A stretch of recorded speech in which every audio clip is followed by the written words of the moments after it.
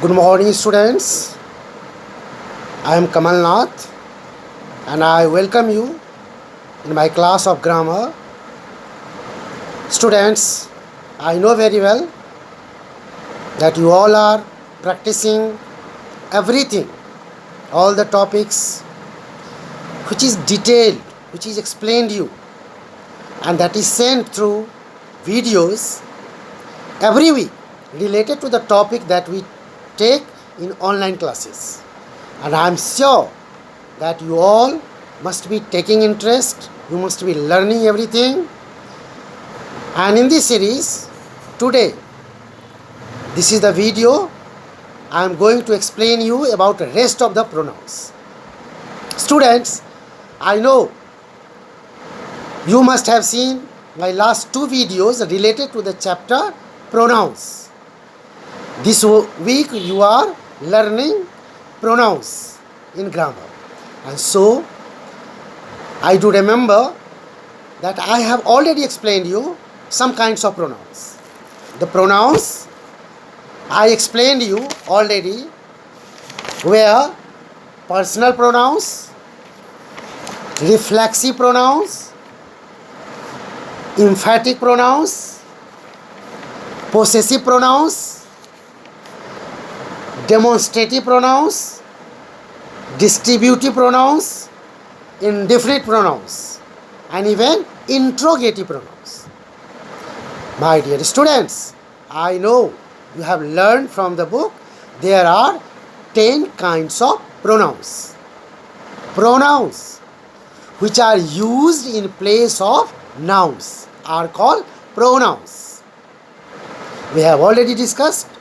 I have given you a lot of materials related to that, and I am sure that you must be practicing both in spoken and written, both forms. Here, the pronouns which are left here, remaining pronouns out of 10. In this third video, that is the last video of this week, I am going to explain you, and I am sure you all will listen carefully. You will focus on every point what I explain, and you will learn, you will take benefit. If you will give your keen interest, pinpoint interest, certainly everything will be yours forever, which will help you in your spoken, in your written, in your expression, every way. Let me once repeat here, that is what are interrogative pronouns. Even I had given you the brief introduction of that with examples, but let me recapitulate once more so that will become fresh in your mind. You will be able to use them. There will be no confusion. Interrogative pronoun. 3 pronouns that I am going to explain you today are interrogative pronouns, then is reciprocal pronouns and relative pronouns. These were the 3 pronouns left. Interrogative pronouns. My dear students, you have read the meaning of interrogative. You know what interrogative means. Interrogative means question. Interrogate is the verb, interrogate is the word, and this is a verb, this is an action word which means to ask question. Interrogate means to ask question. And so the word interrogative here means question. We are learning interrogative pronouns. So what is here relation in pronouns of interrogative? The pronouns which are used to ask questions. The pronouns which are used to ask questions, they are called interrogative pronouns. They stand for here nouns. Those pronouns, interrogative pronouns you are going to use, they are used in place of nouns. We have already learned. See the examples, several examples. Who is there? Who is there? Here, who refers about some person. We are talking about a person. This who is used for a person. If the answer is given, certainly Mohan is there, Ram is there. So in that way, this who stands in place of the noun, and it is asking question. It is used to ask question. That's why it is called interrogative pronoun. Who do you want? Who do you want? Here again, who is a pronoun. Which is the house? Which is the house? Here, which is pronoun to ask question. Interrogative pronoun. Who are you? Who stands for someone. I am Mohan. If the answer is given, I am Mohan. So who is coming instead of Mohan? But here, who is asking question. So it is called interrogative pronoun. What is the matter? What is the matter? Here, what stands for noun. And here in this sentence, what is asking question. So it is called pronoun. Ask what he wants. Ask what he wants. I am telling someone. Ask what he wants. So here you can see here, what is interrogative pronoun in this sentence. Tell me, what have you done? Tell me what you have done. Here, this what stands for some nouns, and so in this sentence, it is asking question. So this is called interrogative pronoun. I am sure you must have learned this one. What is interrogative pronoun? Interrogative pronouns are used to ask questions. And generally, the word which is asked here as a questions in pronouns only, interrogative pronouns are what, who, whom, whose, which. There are 5 kinds of interrogative pronouns. Who, which, whom, which. And after that, what. These are only 5 kinds of interrogative pronouns. Let us proceed and learn next pronoun. Relative pronoun. Relative pronouns. What is relative pronouns? Relative pronouns are the pronouns which are used in the sentence to indicate the nouns which are used earlier, which are used previously in the sentence. Relative pronouns are the pronouns which are used in the sentence to indicate the noun which is used earlier or previously in the sentence. I think that you must be understanding it clearly. I am repeating it. Relative pronouns are the pronouns which are used in the sentence to refer the nouns which are used earlier or which are used previously in the sentence. I have a number of examples. Let me just explain that one through that one. How that is? Here you see, the man who is honest is trusted. The man who is honest is trusted. Who is trusted? The man who is honest. So here you see, the man who is honest. For whom there, who is used. Who is not used to ask question here, as you learnt earlier in interrogative sentence. Here who is used for the man who is here trusted, the man who is honest. So who is what here? Used for the man. What is used earlier in the sentence? The man who is honest is trusted. These are the boys who work hard. These are the boys who work hard. Who is used for these boys. These are the boys who work hard. Who work hard? These boys. So here who is used instead of these boys.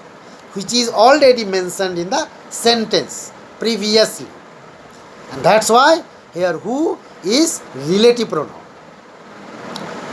This is the boy whom all appreciate. This is the boy whom all appreciate, whom all praise. Whom all praise. Whom all praise? This boy. So, whom is used for this boy. This is the boy whom all appreciate. So, here whom is relative pronoun.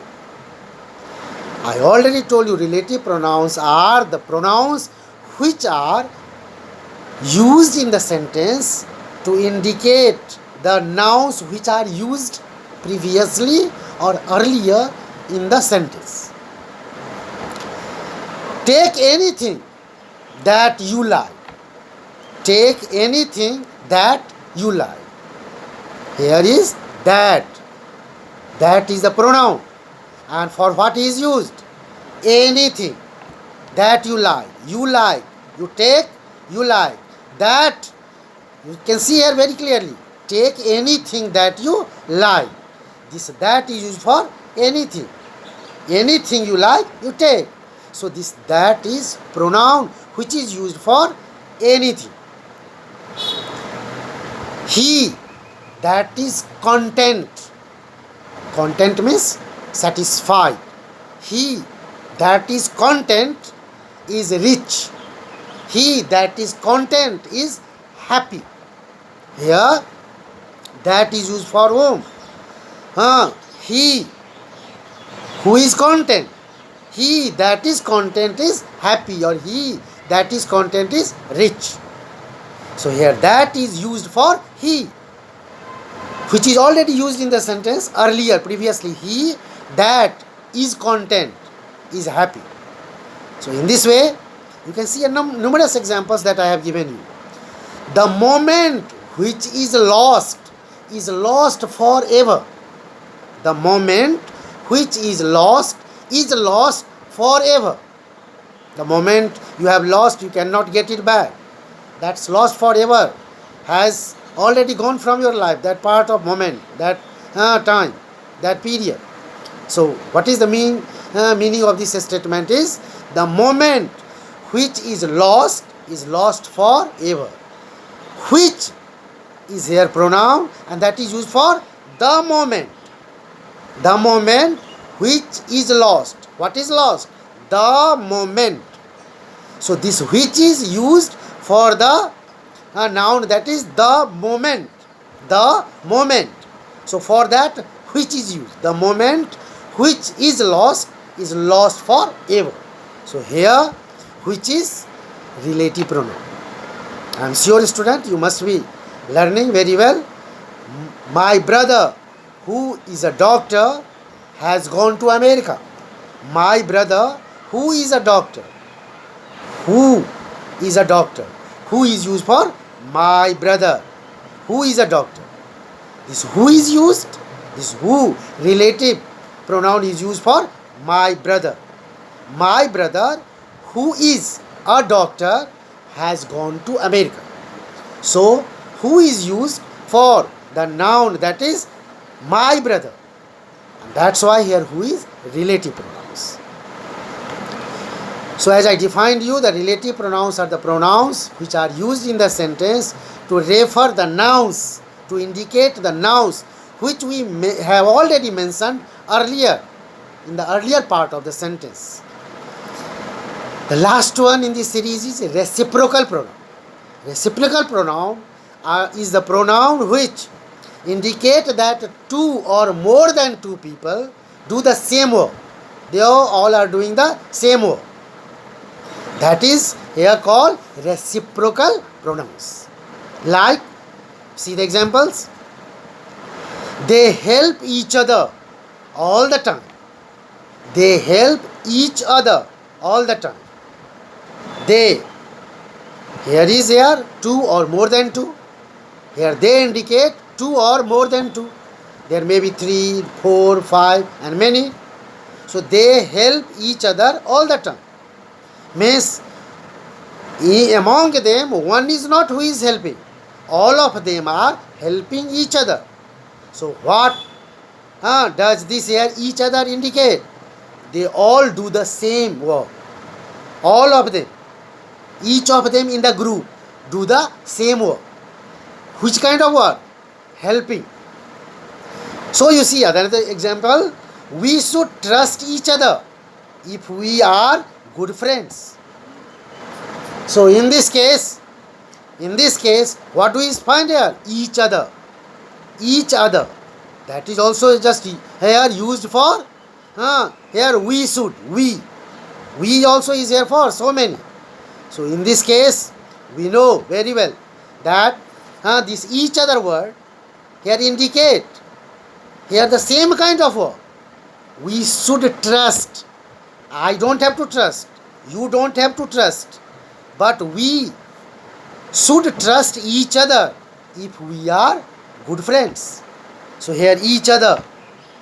We should help one another to strengthen our coordination. We should help one another to strengthen our coordination. So one another word. Each other. These are called reciprocal pronouns because when you read in the sentence, when you use them in the sentence, that is indicating that we all are doing or each of them are doing the same kind of work. So this was what? Reciprocal pronouns. And here in this way, my dear, in reciprocal pronouns are generally this one only, that is called each other or one another. Each other or one another. These are here two kinds of reciprocal pronouns that is used in the sentence. So these were the pronouns you all have learned. I have explained you all 10 pronouns, and I am sure that all of you must have learned them, revised them, and as I am giving you one by one, day by day, all the work you must be doing. What work is given to do in the book, you must be doing in the book, and the work that is given to do in the copy, you must be doing in copy. But the things that is most important, you have to learn them all the time. You must just focus on the definitions. If you learn the definition, if you have mastered the definitions, the concept of definition come to your mind, then everything is yours. And you will feel very comfortable, you will feel very just relaxed when you are speaking, so that you cannot make any error. So you must have seen here the exercises that was already here, explained some of them. You can see C exercise that I had already given, D I had already given, E is here to fill in the blanks with the appropriate indefinite pronouns, and indefinite pronouns are there that you can see in the box, that is here someone, somebody, anyone, anybody, nobody, no one, everyone, everybody, something, anything, nothing, everything. These all are called indefinite pronouns. So out of these indefinite pronouns, you have to choose the appropriate one suitable for the sentence. And in this way you can do this exercise. F exercise is related to interrogative pronouns or relative pronouns. This exercise is for both. You may have to use somewhere interrogative pronouns and somewhere relative pronouns. These two are different things. Sometimes relative pronouns word is the same as here interrogative, but you have to see the definitions are different. Their work is different, their functions are different. So you will do them according to that. And so is a reciprocal pronouns, as I have already mentioned. So thank you, students. Thank you very much. God blesses you all. Thank you.